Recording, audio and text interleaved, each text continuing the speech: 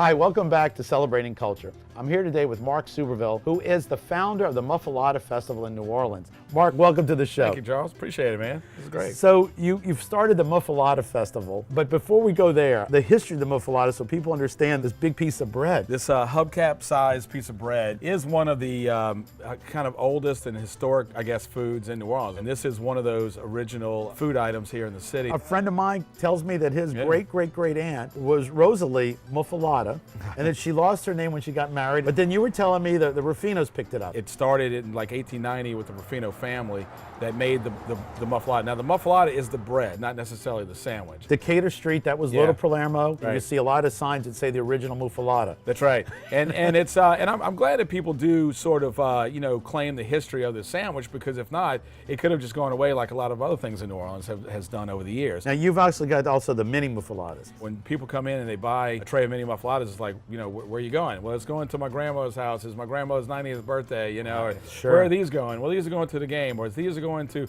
the amount of them that actually travel outside the state are pretty amazing as well. You took a business that was going on, you've expanded it, brought it back, so you have a lot more at the store. Yeah. Like now, if somebody's looking for those Italian commodities, right, they can come here and get a lot of specialty goods. Yes, the store has been around for about 27 years, and it was the continuation of the traditional Italian grocery stores that were all over New Orleans back in the early 1900s, and I think that they defined a lot of the New Orleans neighborhoods. And we still get it today when people come in and they say, my grandparents had a grocery store just like this. Where was it? It was on the corner of. That's what I think this store represents. That's one of the reasons why I bought it and want to keep it going, is that it represents sort of the effort of those immigrants and all immigrants that came to the United States that put up a business, or started a business, right. and made it work and got their families through, through life and through school and everything else. Your Muffuletta Festival, and you've taken it, you started in 2017. Yeah. In 2018, you expanded it. So what we're trying to do with the festival is,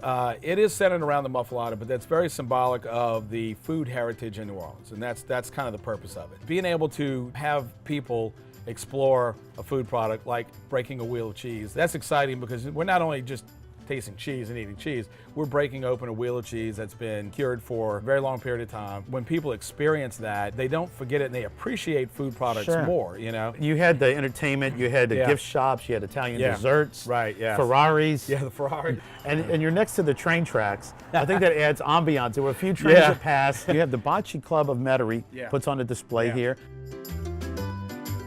Last year we came to the festival, being the first, we had to come, and we had our grandson with us. He fell in love with Bocce Ball. He conned his granddad into making a Bocce Ball set for him at our house in Picayune. So when we told him we were coming to the Muffuletta Festival, he says, oh good, Bocce Ball. Here we are again.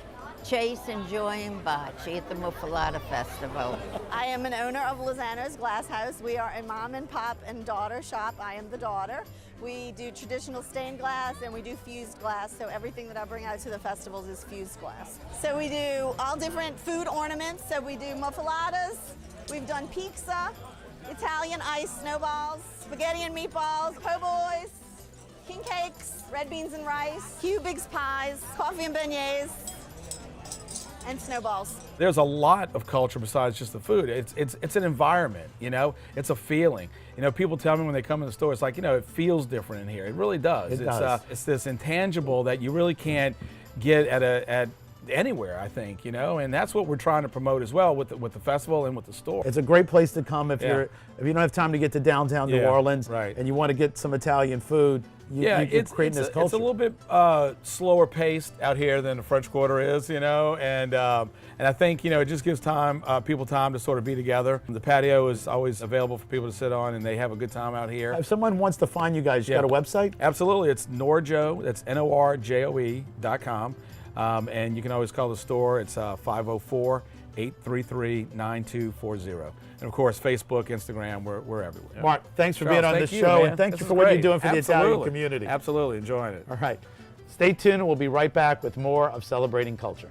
And also, there's a big debate about hot or cold. All I can tell you is you don't want to get in the middle of one of those fights. That's all I can tell you. I mean, I literally almost we were going on the news one day before the Muffuletta Festival.